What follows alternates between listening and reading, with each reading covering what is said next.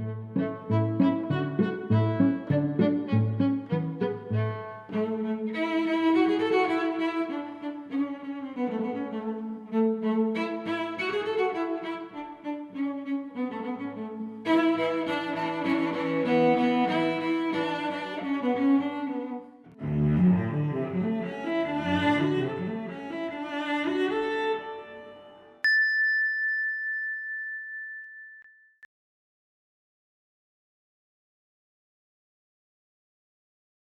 Manual of Self-Awareness.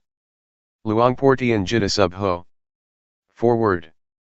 Throughout the 30 years of his teaching, Pun Intapu, later known as Luangpor Teean Jidasubho, pointed out the true essence of truth which is latent in everyone without exception, regardless of nationality, religion, sex, or age. If the practice is performed correctly, one can see, know, and understand the truth, as the Buddha did. The method is to cultivate self-awareness, that, being aware of bodily movements, being aware of the movement of the mind. If one practices correctly and continuously, jnana panya, insight, will arise until the suffering comes to an end. We agreed to edit the teaching from various occasions and consolidate them into one source, so that they can be used as the manual for anyone who is interested. The contents of this book are the essence of Luangpor Teean doctrines, practical techniques as well as how to solve problems and obstacles that may occur. The fruits of practicing are included as a guideline in the appendix. We wish to thank to everyone who has helped in making this book possible. Luangpor Teean Jidasubho Foundation. Brief biography of Luangpor Teean Jidasubho. Luangpor Teean Jidasubho, 1911 to 1988, or Pun Intapu, was born on September 5, 1911, at Bohom, Umpur Chiangkan in the province of Lae. He was the son of Jean and Soam Intapu. His father died when he was young. Since there was no school in the small village of Bohom, he did not have formal education in his childhood. The boy, like the rest of them in the village, had to help his mother in running their farm. At the age of 11, he was ordained as a novice at the village monastery, and stayed there with his uncle who was a resident monk. During a year and 6 months in the monastery, he studied Laotian scripts and ancient local scripts. He also started practicing various meditation methods, such as the Budo and breath counting methods. After disrobing, he returned to his home. Following tradition, he was ordained as a monk at the age of 20. Again, he studied and practiced meditation with his uncle for 6 months. After returning to lay life, he was married at 22 and had 3 sons. In his village, he was always a leader in Buddhist activities and was highly respected, and chosen to be the head of the village on 3 different occasions. Despite of heavy responsibilities, he continued his meditation practice regularly. Later he moved to Chiangkan, a larger community, where his sons could attend school. Being a merchant, he sailed his steamboat along the Mekong River between Chiangkan, Nong Khai Vientiane, or even as far as Luang Prabang. He had opportunities to meet several meditation masters, and his enthusiasm in pursuing Dhamma, the truth, continued to strengthen. Furthermore, he began to realize that many years of being good, making merit, and practicing various methods of meditation had not liberated him from his anger. Finally, he determined to start searching for the way out. In 1957, when he was nearly 46, he left his home with firm determination not to return unless he found the truth. He went to Wat Rung Siamuk Daram, Thumbone Punpro, Umpur Tabor in Nong Khai province, Umpur Si Chiang Mai at present, and practiced a simple form of bodily movements, except that he did not follow the recitation of the words thingning, moving stopping, like others did. What he did was only being aware of the movements of the body and mind. Within a couple of days, on the early morning of the 11th day of the waxing moon, the 8th month of 1957, his mind reached the end of suffering completely without traditional rituals or teachers. Later he returned home. He taught his wife and relatives what he had found for 2 years and 8 months, as a lay teacher. He then decided to re-enter monkhood in order to be in a better position to teach the people. The ordination was made on February 3, 1960. His teachings were spreading across the country as well as outside. He devoted his life to the teaching of Dhamma despite his poor health. He was diagnosed to have stomach cancer, malignant lymphoma, in 1982. In spite of his illness, he continued his work actively and incisively until the end of his life. On September 13, 1988 at 6:15 p.m., he passed away calmly at the age of 77, in a hut on Ga Buddhadhamma, Tup Ming Kwan, Thumbone Gudpong in Lae Province. Introduction. 1. The Dhamma, the truth, which I am talking, belongs to everybody. It does not belong particularly to any religion, whether Buddhism, Brahmanism, or Christianity, nor to any nationality, whether Thai, Chinese, French, English, American, Japanese or Taiwanese. Anyone who realizes it, possesses it. One who realizes it, possesses it. One who does not realize it, does not possess it. It exists in everybody regardless of his religion.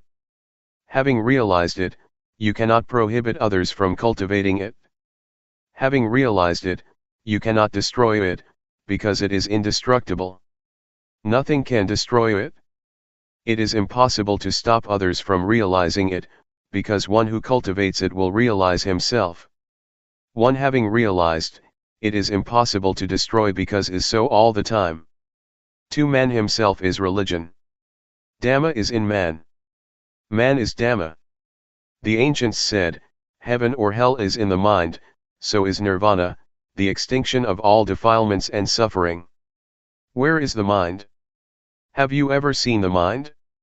If you have never seen it, you should practice until you know what the mind is. Hell is mental suffering or unhappiness. When it fades away, we are in heaven. Whenever anger recurs, we then revert to hell. 3. The Buddha nature is the mind that is clean, clear, calm, pure, bright and quick. This kind of mind exists in everybody without exception. Water and mud are not the same thing. It is the mud that makes the water look turbid, but the water itself is clear. Our mind is the same. If we realize this, we will gradually follow the path. The Buddha nature is the mind that is clean, clear, calm, and pure. When the mind is pure, the mud cannot pollute the water anymore. When the mind is bright, the mud will transform into sediment and break through the bottom. When the mind is quick, it is light and can see everything. The mundane Dhamma, worldly truth, and the transcendent Dhamma, ultimate truth, are in coexistence. If we really realize the latter, then we can distinguish them from each other. If we do not realize it, we cannot make a distinction. 4. The Dhamma that made Siddhartha become an arahant or the Buddha, existed prior to him. It is the neutral mind that exists at the moment, neither being happy nor sad. While you are listening to me now, how is your mind? It is neutral. Are you conscious of this state of mind? If you are conscious of this neutral mind, this is what we call calmness. You can work, talk or think anything. This kind of mind requires no effort. It can be easily taught, but one who does not understand it tends to make something easy unnecessarily difficult, or something simple to be complicated. This neutral mind is natural and requires no effort. Everybody has this kind of mind, but we have never looked before. It is called upekkha, equanimity. 5. Man is born to think. He thinks this and that endlessly. Thoughts flow all the time like a stream. Thought is the quickest thing. It is quicker than lighting or anything. Suffering arises because we do not see thought. Thought itself is not suffering.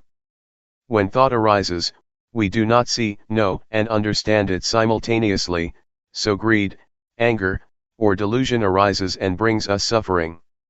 In fact, there is no greed, anger, or delusion. They occur because we do not see the source of the mind. 6. So let us cultivate self-awareness. When thought arises, we see, know, and understand it. It is sati samadhi panya, awareness, attention, insight. We call it self-awareness. Whenever we are aware, thought cannot concoct. If we do not see it, it will concoct endlessly. This method is the shortest way to sudden enlightenment. Part 1. Cultivating self-awareness.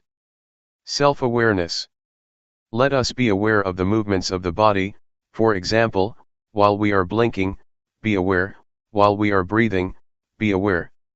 When thought arises, be aware. This is what we call sati, or self-awareness. Self-awareness is invaluable. We cannot buy it, nor can anyone cultivate it for others. For example, when I am clenching my hand, is anyone conscious of my feeling? No one is. Outwardly, you can see I am making a fist, but you are not conscious of my feeling. Similarly, when someone is making a fist, I can see but I am not conscious of his feeling. Rhythmic movements. There are certain techniques to do certain jobs in order to achieve the end. In the same way, the cultivating of self-awareness to achieve sati, samadhi, panya, awareness, attention, insight, needs technique too. Do not sit still. Move rhythmically all the time. Do not close your eyes. You can sit in any position or on a chair, stand or lie down. Now I will suggest the method to you. See illustrations. First, rest the hand's palm down on the thighs. Second, turn the right hand onto its edge, be aware, do it slowly, then stop. Do not say to yourself turn the right hand, being aware is enough. Third, raise the right hand up, be aware, then stop. Fourth, lower the right hand to rest on the abdomen, be aware, then stop. Fifth, turn the left hand onto its edge, be aware, then stop. Sixth, raise the left hand up, be aware, then stop. Seventh, lower the left hand to rest on the right hand, be aware, then stop. Eighth, move the right hand up to rest on the chest, be aware, then stop. Ninth, move the right hand out, be aware, then stop. 10th, lower the right hand onto its edge on the thigh, be aware, then stop. 11th, face the right palm down, be aware, then stop. 12th, move the left hand up to rest on the chest, be aware, then stop. 13th, move the left hand out, be aware, then stop. 14th, lower the left hand onto its edge on the thigh, be aware, then stop. 15th, face the left palm down, be aware, then stop. This is a practical way of cultivating self-awareness. We do not have to study the scriptures because they are only words. Studying the scriptures is not the way to enlightenment. This practice is the way to enlightenment. There are 8 steps of rhythmic movement in standing, 7 steps in sitting down. We should also be aware in other positions, such as lying on our left side, right side, or lying flat on our back, getting up from the left side, from the right side, and from lying flat on our back. You should cultivate self-awareness frequently.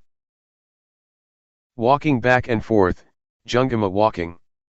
After sitting for a long time, which may cause pains and aches, we can change the position to the walking back and forth.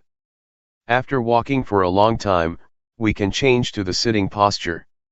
This is called changing the positions, sitting, lying, standing, walking. You should allot them properly. Do not move the arms while walking.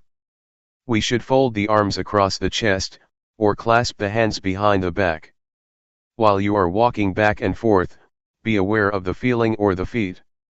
It is not necessary to say to yourself, right foot moves, left foot moves. Do not walk too fast or too slow, walk naturally. Be aware while you are walking. If you walk without self-awareness, it is useless. Cultivating self-awareness in daily life. To cultivate self-awareness, we must practice as much as possible.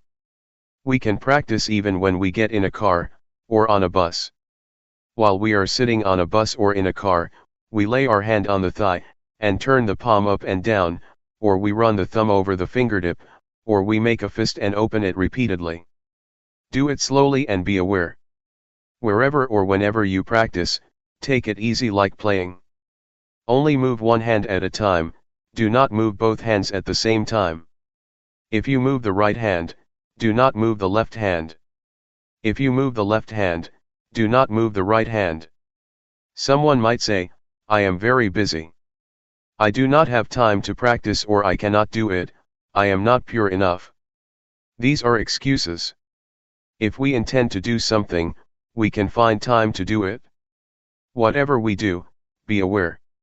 For example, if you are a teacher, when you pick up a pen, pick it up with awareness. While you are writing, be aware. This is the natural way of cultivating self-awareness, learning Dhamma with nature. While you are having a meal, pick up the spoon, be aware, take the food into your mouth, be aware. While you are chewing food, be aware, swallowing food, be aware. Practice continuously like a chain. I guarantee the teachings of the Buddha, and the method I teach. I guarantee what I am saying, if you are serious enough and practice continuously, like a chain or the hands of the clock that rotate all the time. To practice continuously like a chain or like the rotating hands of the clock, does not mean that you have to cultivate self-awareness, by doing rhythmic arm movement, or walking back and forth all the time.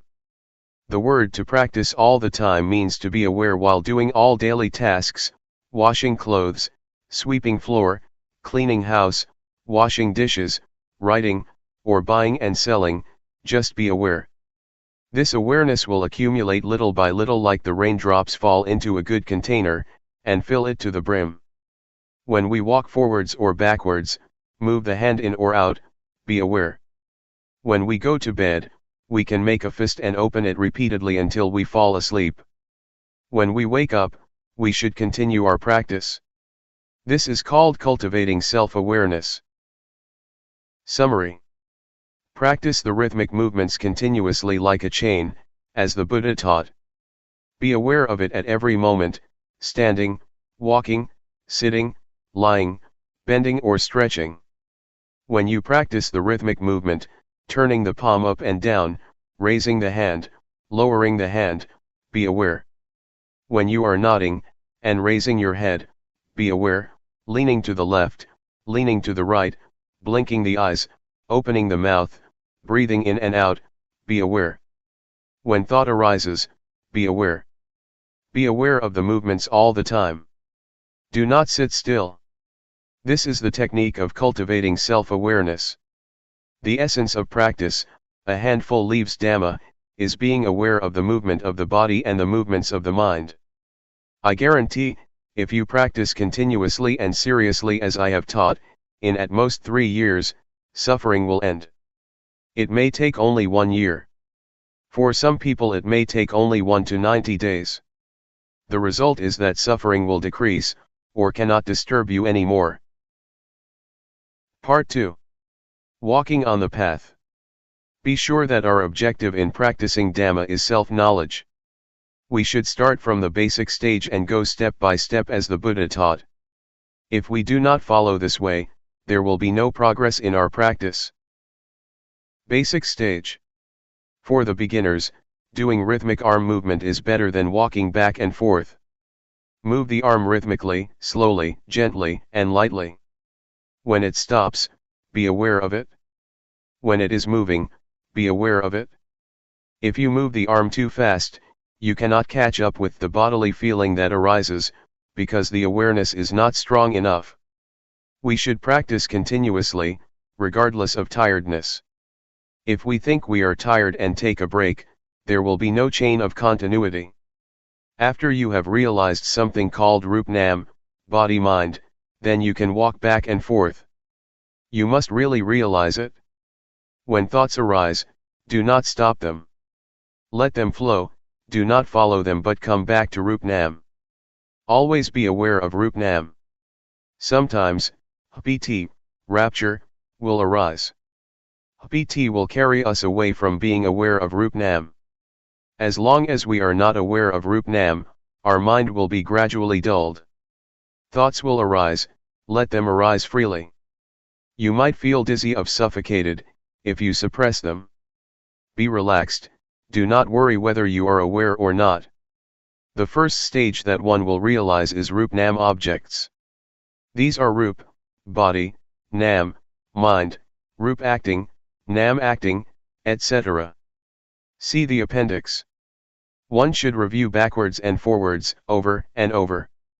While we are reviewing these objects, thoughts will arise. Let them go. Whenever we are aware, the mind will stay with Rup Nam objects. Review them backwards and forwards, until they are embedded in the mind. When thoughts arise, sometimes we are carried away by them, which might make walking or doing rhythmic movement faster or quicker. We should be aware and slow down. It does not matter how long it takes. Seeing thought mind stage. After one has realizes Rup Nam objects completely, one should keep on observing thoughts. Speed up the rhythmic arm movement or walk faster. Do not suppress thoughts. Practice with ease. Observe thoughts with ease. Whenever thought arises, whether gladness or sorrows, be aware of the bodily movements, then thought will stop immediately. Generally, when thought arises, the mind will be dragged along, like a kitten trying to catch a big rat. The rat, thought, is bigger and stronger than the kitten, awareness. When the rat shows up, the kitten, by nature, will catch the rat. The rat is frightened and runs away with the kitten holding on. After a while the kitten becomes tired and let the rat go. Similarly, thoughts will arise endlessly and stop by themselves. As we cultivate self-awareness more and more, it is like we keep feeding a kitten until it becomes a big, strong cat. When thought arises, the mind will not be dragged along, and thought will stop immediately. If thought arises powerfully, we have to clench our fist tightly, or do whatever actions that suit us. If it is strong enough, then thought will stop by itself. Keep on practicing. Whenever thought arises, you will be aware of it immediately. As I have often told you, if there are two men and one chair, the man who is stronger and quicker will occupy the chair. When we cultivate self-awareness more and more, this self-awareness will replace the unawareness, so the unawareness will gradually decrease. Let thoughts arise, the more thoughts arise the more we are aware. When self-awareness increases more and more, it will catch up with thoughts. Suppose that 100 thoughts arise, we are aware of only 10 but we are not aware of the other 90. Next, thoughts are 100, we are aware of only 20 but not the other 80. We continue our practice until we are aware of 80 but not the other 20. Now, we are aware of 90 thoughts, then 95. When we are aware of 95 out of 100, we should practice earnestly. Do not be discouraged or slack or sleep during the daytime. When thought arises, we are aware of it immediately again and again. Our mind will change at this point. The path starts from here. It is the beginning of nirvana. Formerly, the mind was in the dark and did not know the path. When it can overtake thoughts, then the mind will be illuminated. This light is not the external light, that can be viewed by the naked eye. The mind itself is free and illuminated. It is called wisdom eye, the arising of Jnana of Vipassana, insight. We should continue practicing rhythmic arm movement or walking back and forth. We can practice at any speed we like. Keep on practicing. Let Jnana, insight, itself penetrate the objects of insight. There is no need to learn from any teacher or scripture. When Jnana penetrates the objects of insight, the mind will be free step by step. There are 5 steps: the first jhana, the stage of seeing, knowing, and touching the objects of insight with the mind; the second jhana, the third jhana, the fourth jhana, and the fifth jhana, respectively.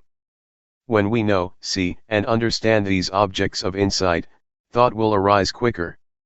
When we reach the last step, jnana will arise by itself.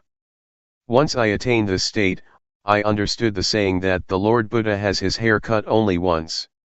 Whenever you have attained this, you could understand it, you cannot know it beforehand. If you know it beforehand, that is knowledge of Jnana. It is not being. When I see, know, and understand this, I realized, oh, the Lord Buddha has his hair cut only once. That does not mean the real hair. It means this was cut off. As we fasten a rope tightly between two poles, when we cut it in the middle, each part will return to its pole and cannot be rejoined. We will know and see the change. It is absolutely light, as if it is weightless. It is the end. When it ends, jnana will arise, and one will realize the end of suffering. Recommendations. There are two kinds of thought. The thought that comes in a flash, then goes away. This kind of thought brings anger, greed, or delusion. The second kind is the thought that we deliberately think. This one does not bring anger, greed, or delusion, because we intend to think with mindful knowledge. In this method, do not try to suppress thoughts. Let thoughts arise naturally. The more thoughts arise, the more we are aware. Some people feel annoyed with the distractions and worried that there is no samadhi, meditation. This is a misunderstanding. Distraction is a good thing because the more thoughts arise, the more we are aware. Keep on cultivating self-awareness earnestly, but do not concentrate. When thoughts arise, do not suppress them, but detach from them by being aware of the bodily movements. Self-awareness will replace the unawareness. Observing thought is the most important thing, which most people ignore. When thought arises, we begin to criticize or make comment on it. This means that we get into thought. It is not letting go of thought. It is knowing thought, not seeing thought. If we keep observing thoughts without any bodily movement, when thoughts arise, we will get into them easily. Therefore, it is necessary to be aware of the bodily movements. When thought arises, we will see, we will know. Whenever we see ghosts, deities, Buddha images, crystal balls, or even the Lord Buddha, that is not true seeing. It happens because the mind wanders away. We do not see the thought, so the mind concocts by itself. It concocts because we do not see the source of thoughts. When thought arises without our seeing, it will conjure up ghosts, colors, lights, deities, hell, or heaven. Whatever it is, we will see it as such. It is an illusion. It is the mind's trick. The seeing is true. What is seen is not true, so it cannot free the mind. Only if we see realities, the mind will be free from suffering. This is the shortest path. When thought arises, be aware of it immediately. This is the authentic Dhamma practice. Doing the rhythmic movement is only the technique, which can help to see thought. Part 3. Obstacles and solutions. There are some obstacles in this method. I will recommend you how to solve these obstacles that may occur to the practitioner. Strain, dizziness, giddiness, suffocation. When we first begin our practice, we tend to concentrate. We want to know, see, be, and have. This is not the right understanding.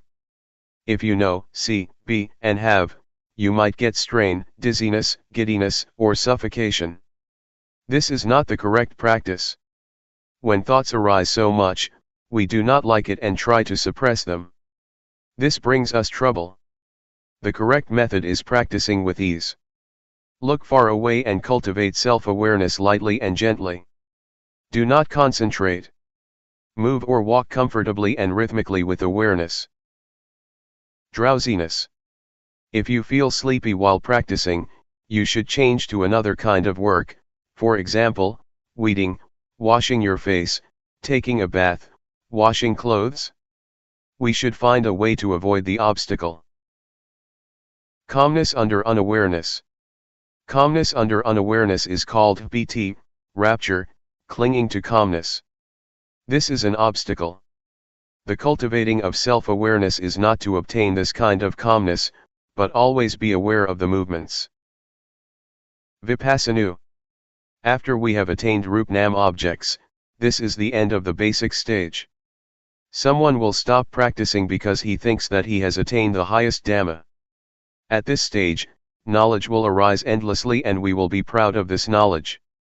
When thoughts arise, he does not see them, and then gets into them.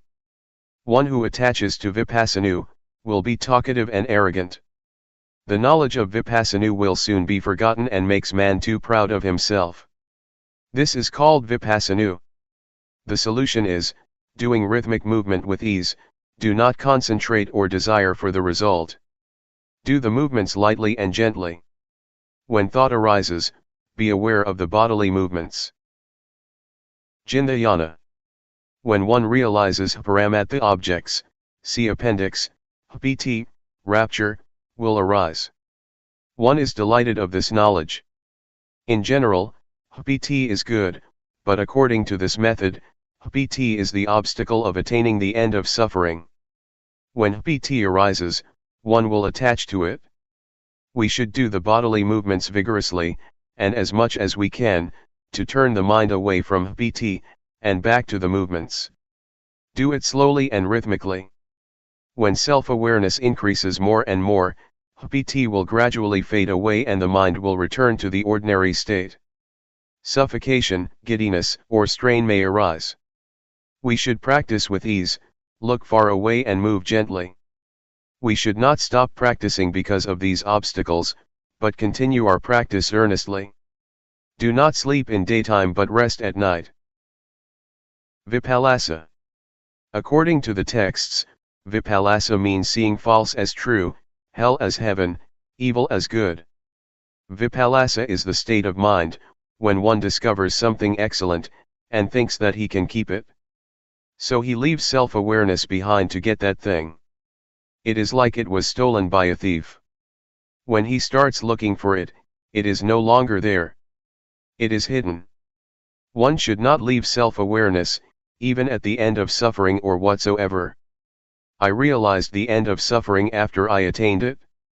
At that moment, I was in the state of Vipassana.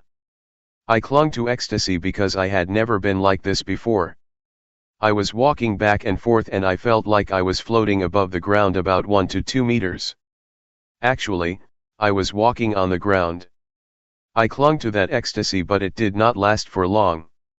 Then I was aware of myself, why is it so? I began to review the objects of insight. At this stage, you should review the objects backwards and forwards, but this does not include Rupnam objects. After reviewing the objects, the ecstasy will gradually fade away. The mind will return to the ordinary state. Summary. If there is strain, dizziness, giddiness, or suffocation, we should do the movements gently. Do not concentrate. Do it with ease, look far away, then the uncomfortable feelings will loosen by themselves. The solving method of Jnana is the same. Vipassana and Jnana must be solved by correcting the technique. Do not review the objects of insight. In the case of Vipassana, we must review the objects of insight, Paramatha objects. Practice with ease. When the objects are clear, the strain will gradually decrease. Let thoughts arise, do not suppress them. When you practice, you must take care of yourself. Do not expect other people to take care of you. When anything that is not normal arises, you must stop practicing immediately. The abnormal state will gradually decrease by itself. Epilogue. 1. If we have right understanding, Dhamma practice will not be difficult. The truth that the Buddha taught exists in man. What he taught, everyone can do. 2. This method is easy. It is not necessary to study the scriptures, because the truth exists in man. Everyone can be aware of the movements of his own body and mind. Though we are not aware of ourselves, the bodies still move and thoughts arise, but we are not aware of them. The mind will conjure up unreality, if we are not aware of the movements of the body and the mind. This method is nothing other than being aware of the movements of the body and the mind. In other methods, there are many activities, for example, keeping precepts or practicing concentration. This method is not related to anything else. Why not? Because the truth exists within ourselves. 3. When we cultivate self-awareness, we should let every part of the body and the mind work naturally. Do not force them against their nature. This technique can be applied naturally, and does not do anything against the body's functions. Eyes, to see. Ears, to hear. Nose, to smell. The bodily movements must be done in a natural manner according to their functions. The mind generates thoughts, let it functions freely. Do not do anything against the natural functions of the body and the mind, but cultivate the self-awareness to catch up with the movements of the body and the mind. 4. There are two kinds of calmness. The first is the calmness under unawareness, a dull calmness like a brick or stone. It is called calmness without banya or calmness under delusion. The second is calmness with awareness. It may not be called calmness, but should be called enlightenment. This kind of calmness is calmness without anger, greed, delusion, calmness without ignorance, calmness without unawareness. Whatever you call it, it is only words. Calmness with awareness means we do not want anything else. We no longer seek for teachers, or methods, or places. Calmness means cessation. 5. The rhythmic bodily movements and the cultivating of self-awareness cause banya. This banya does not arise from intellect. It arises from the law of nature. We call it jnana banya of Vipassana, wisdom of insight. What is the meaning of banya arising? It means banya arises from the realization of a set of insight formulas. It is not necessary to learn these formulas from the scriptures. This set of insight formulas means success which is within the formulas themselves, as diamond buried in the mud, after being sifted, only the diamond remains. We should practice until these formulas appear naturally and exists permanently. Everybody has the set of formulas within himself. After attaining the end of suffering, jnana will arise. Birth is extinguished, existence is extinguished, the religious life is complete, and there is nothing left to do. The studying of Buddhism ends here. 6. Cutting the hair only once means, the body returns to its original state, and the mind returns to its original state by the law of nature. This is neither long nor short. It is insipid, wonderful, and respectable. You have never attained it before. Dhamma is not what you can imagine, you have to practice until attaining the state of being. Everyone should keep in mind that if we do not attain this state, when we are nearly died, about 1 to 2 seconds to 5 minutes before the last breath, we will experience this, then our breathing stops. This is the truth, the ultimate truth. Everyone must die and will experience this. If we do not realize this, we will live in the mundane world. If we realize this, it is the way out. When we see this, birth extinction state, we will realize the state of dying. It must be like this. We will know how to die. Everyone must come to this point. No one can escape because everyone must die. This truth is unchangeable, whether one realizes it or not. It is so. 7.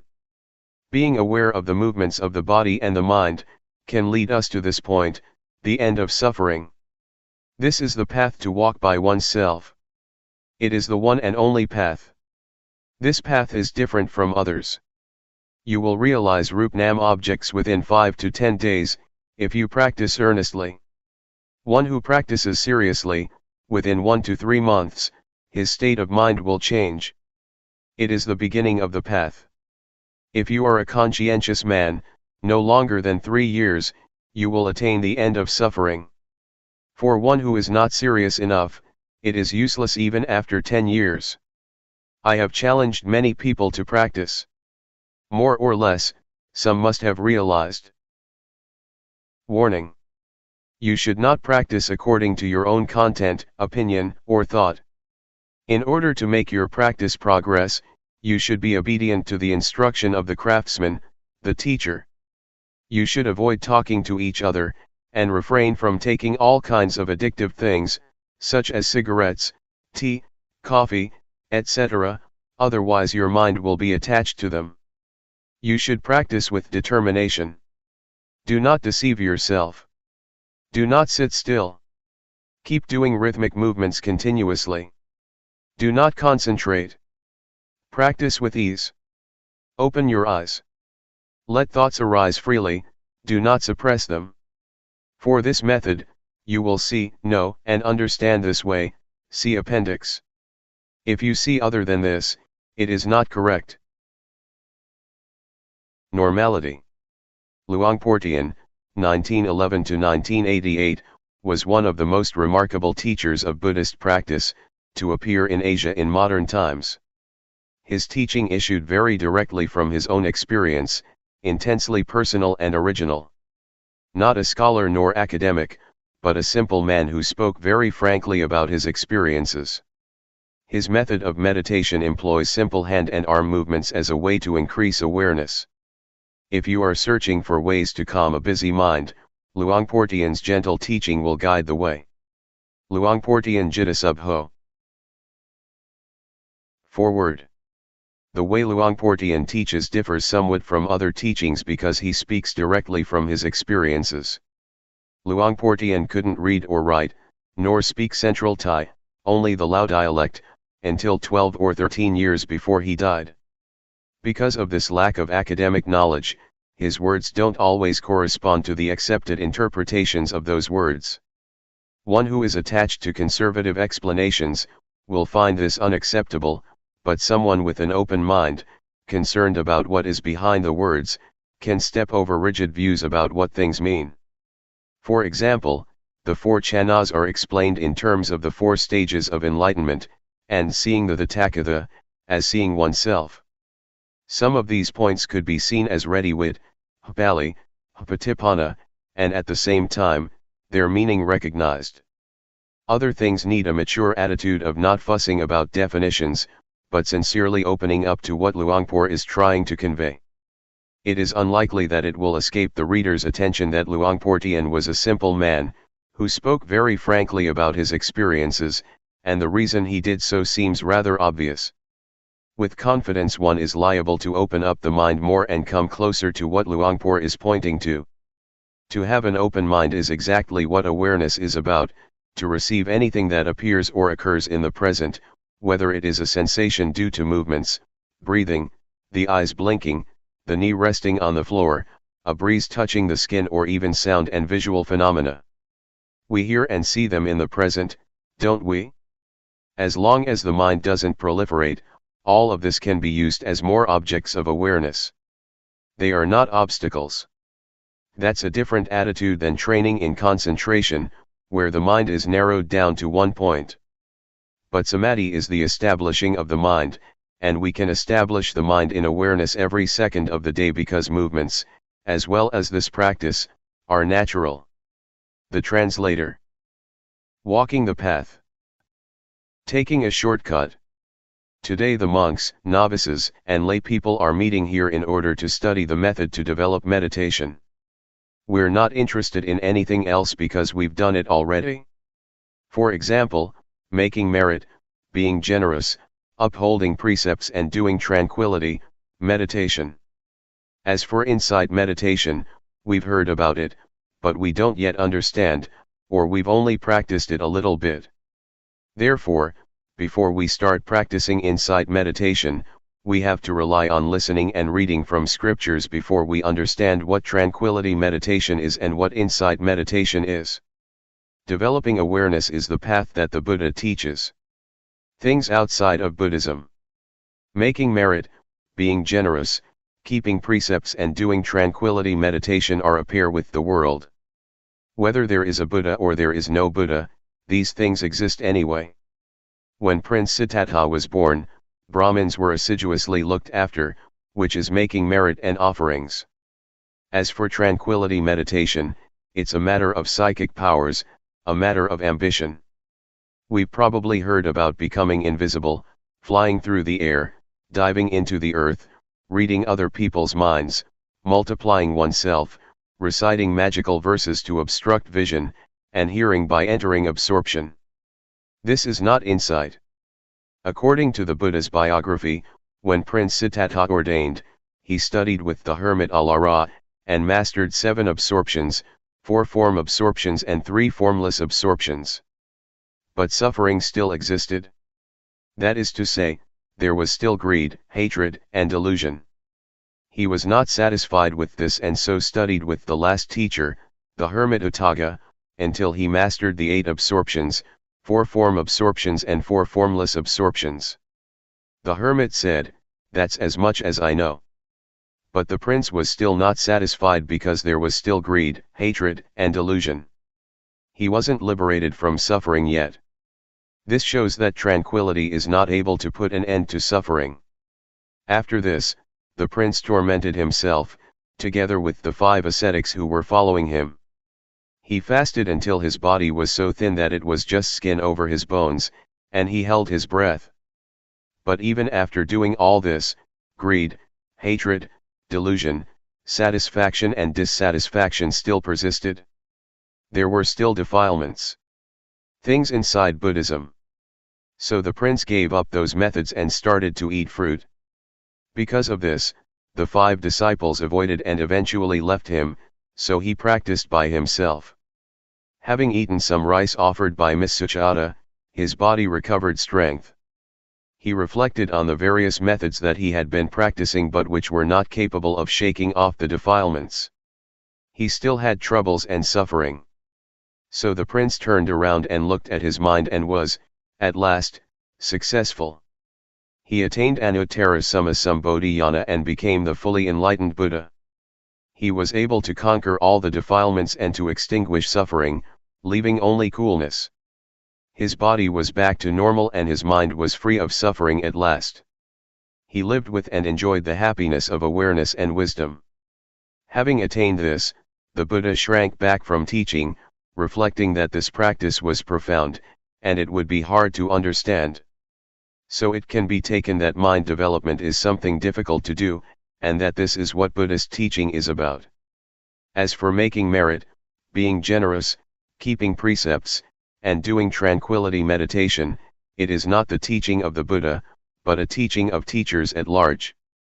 Teachings outside of Buddhism. There were many sects in India.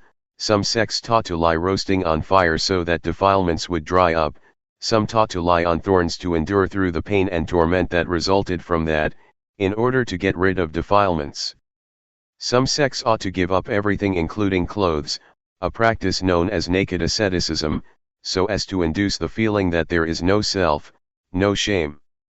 It was believed that defilements would be dissolved that way. Altogether, there were many sects, but none of them could eliminate the defilements. This matter can easily be proven, as it is said that lying roasting on fire and drinking hot water will result in the heat burning off the defilements.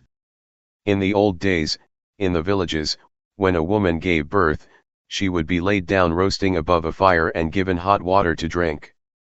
But the woman would still have defilements, showing that this sect did not achieve results. As for the sect that would have its followers give up everything and go naked, just look at a baby not wearing clothes. It still has moods and feelings. As soon as someone talks nicely, it laughs. And when someone scolds, it cries, whether naked or clothed. This shows that defilements are not in the body, they are in the mind. Therefore, to practice Dhamma we have to practice at the mind.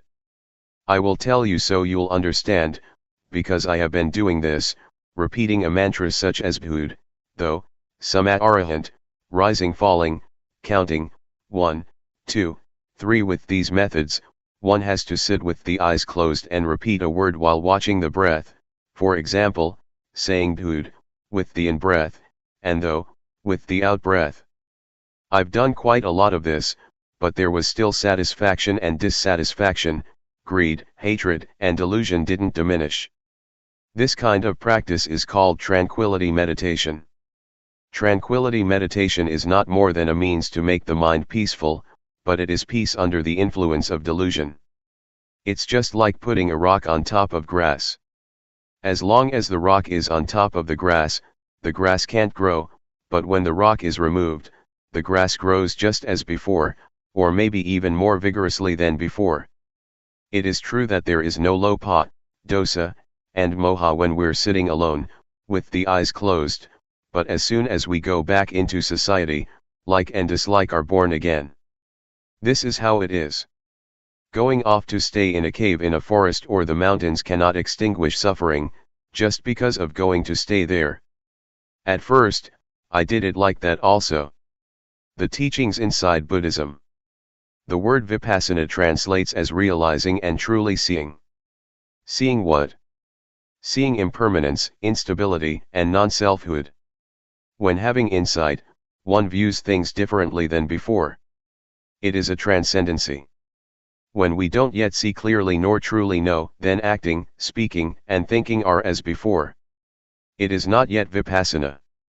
But when we feel differently than before, that is, greed, hatred and delusion decrease, it can be called Vipassana. A handful of leaves, awareness. To practice insight meditation, the Buddha teaches us to develop 4 foundations of awareness, namely 1. Gayanupasanasatipatthana, that is, to meditate on the body, in the body, and see according to actuality, that this body is only just a body, it's not a being, an individual, nor a self. It is neither me nor it. 2. Vedananupasanasatipatthana, to meditate on the feelings, and see according to actuality, that these feelings are only just feelings, they are not a being, an individual, nor a self. They are neither me nor them. 3. Jittanupasanasatipatthana, to meditate on the mind, in the mind, and see according to actuality, that this mind is only just mind, it is not a being, an individual, nor a self. It is neither me nor it. 4.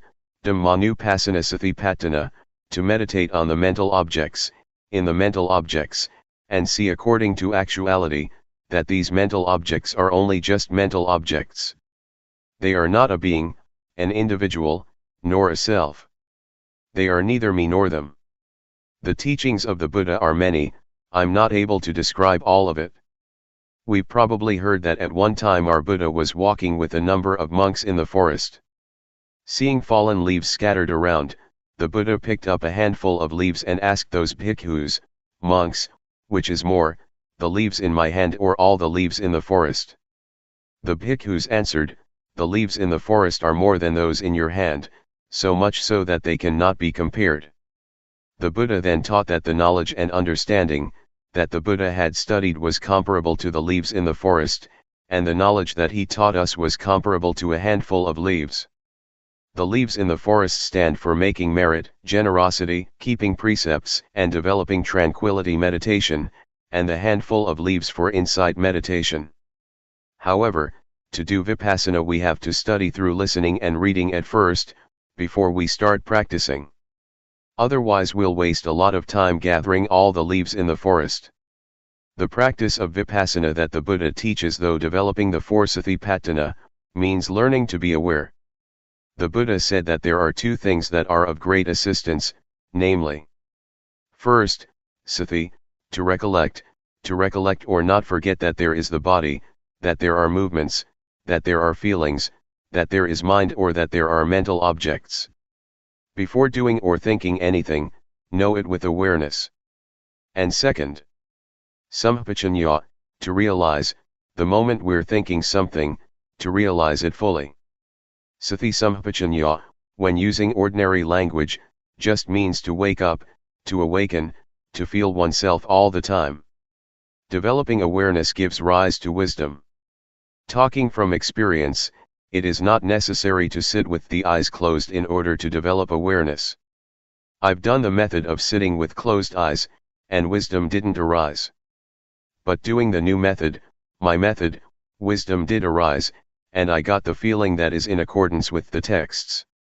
Some people may think that my method is new because they've never heard it before, but actually it is as old as the Buddhist teachings. A. Arouse the body to always feel and be awake. The development of awareness that I'm talking about and have been doing is done as follows. We can either sit down on the floor or on a chair, and it can even be done in the lying or standing position. Catch with your awareness the movements of the hands, turn the hand up, turn the hand down, raise the hand, lower the hand. Be aware of each posture. Do this often. This is the coarse way of developing awareness. Simply speaking, walking, or lying down, or whatever you may be doing, know it.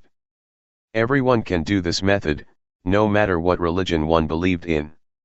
It can be practiced by all. People of all nationalities can do it because everyone has a body and mind.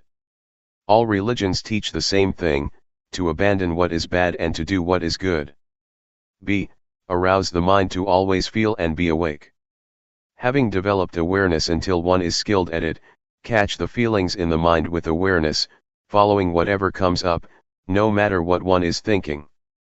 Know and see it. Keep watching your own thoughts continuously.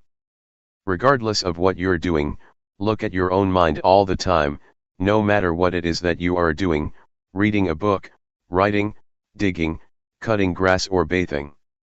Keep watch over your own mind all the time. What kinds of feelings are coming up? Satisfaction, dissatisfaction, worry, doubts, etc. These things are all thoughts, objects. Watch over these thoughts and objects. Then we will see the various kinds of thoughts, such as gladness, sadness, desire to get, desire to not get, anger, hate, and so forth. They don't exist all the time. They arise and pass away, they change all the time. We are not glad or sad for 24 hours. See, to know and see according to reality. Change, arising passing away, is what the Buddha showed to be impermanence, instability and non-selfhood. So don't follow moods. The Buddha proclaimed that he was enlightened by working with the mind. We have to look at our minds. Watching the mind is turning on the light by using the switch. When we do this often, awareness will become nimble and quick. Awareness will intercept greed, hatred, and delusion and prevent it from arising. Awareness and concentration are together. As for wisdom, it means knowing and seeing clearly. In Pali, it says Nati Panyasama, meaning there is nothing as bright as wisdom. And Sathi they sung Navaranung, meaning awareness is that which prevents the stream of defilements. There isn't anything that is fast enough to hold back this stream, other than Sathi. It is this awareness and wisdom, that come and contact, know, see, and stop it, not letting us become deluded. This is because Sathi, Samadhi, Panya, is opposite to dosa, moha, lopa. If we don't see, know, and understand, there is full greed, hatred, and delusion. It is comparable to nighttime, when it's dark. As soon as we light a candle there is light and the darkness disappears, because darkness is afraid of light. As soon as the candle goes out, the darkness immediately comes back. D. Peace as result. That I'm giving some reflections and explaining, this shortcut method of practice is in order for you all to take it, and practice with it, so that you get quick results and don't have to waste time. This method can be used in daily life. There is no need to stop working in order to practice. Some people have practiced a bit already, and some people have only just heard it. Some people who have never heard it might feel displeased. If that's how you feel, then discard that feeling first, the knowledge that you have learned before. Put it down for now and test out what I'm saying, try it out and you will know what the results that arise are like. I dare to guarantee that, this method is at least 80% right according to what the Buddha teaches. Talking according to just my own personal feeling, it is 100% right, because having practiced it, I know that it alleviates greed, hatred, and delusion. When those things diminish, peace arises instead. E. Full awareness as result. I'd like to give another example. Take a glass. We can see that there is air in the glass. When we pour water into it, the air goes out and the water is in it instead. Then, when we pour the water out, the air goes back in and replaces the water. This compares with our turning up the hand. We know, we have awareness, sati comes to replace not knowing, delusion. Not knowing goes out of our minds. Do it often. Catch the feeling often, in all postures. Sati will increase, and delusion, not knowing will decrease just as the water replaces air in the glass. Maybe some of you have heard about, or have been taught, to make merit, for example by building a ceremonial hall or temple, and you get merit for this or that many eons. And you've probably heard that, 100 years on earth equals on year in heaven. The angels throw one sesame seed in a pit that is 100 leagues deep. When it is full, that's 1 eon. Other than that, you've probably heard that to once put food into a monk's bowl, you get rewarded for 6 eons, sending a container with food to offer to monks, one gets rewarded for 5 eons, to send food for the midday meal, 5 eons. These things are puzzles, but some people don't understand. If you want to understand, you have to practice, to develop awareness, by turning the hand up and down, feeling it. Before, we would do things without sati, not feeling anything at all. It's comparable to an abyss or pit that is empty, nothing in it, just like in that puzzle. But when training in awareness, catching the movement in all postures, for example, blinking the eyes, sitting and lying down, we are aware, feeling it, knowing it. When doing this, sati increases, just like the sesame seeds that fall in the pit, or abyss that is 100 leagues wide, and 100 leagues deep. The aim of this comparison is that we train a lot in awareness, and that we do it a lot in order to get results, to make sati full, so that we are not negligent or deluded.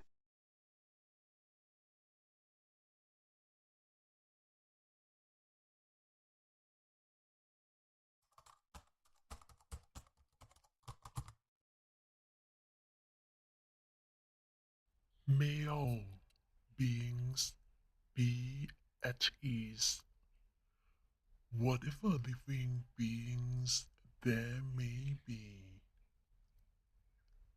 whether they are weak or strong, omitting none,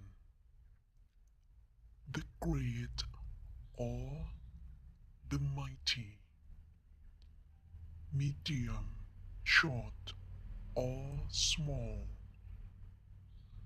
the seen and the unseen, those living near and far away, those born and to be born. May all beings be at ease.